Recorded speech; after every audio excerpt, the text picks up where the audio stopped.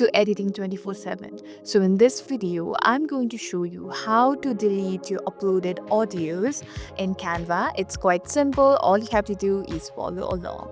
So let's move to the left section. There's an option called uploads. You have to simply click in there, and there you can see the option of audio. Simply tap in there, and here you can see all the audio that you have like uploaded before.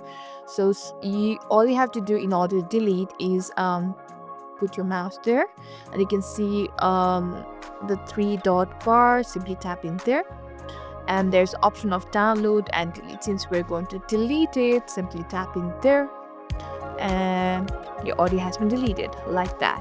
So if you want to delete another one, you can simply tap in there again and tap delete, and yeah, you can delete all however audio you want to. And yeah, this is how you delete your audios. I hope this video was helpful. If so, don't forget to like, share, and subscribe to our channel, Editing 24/7. And yeah, we'll see you in the next video.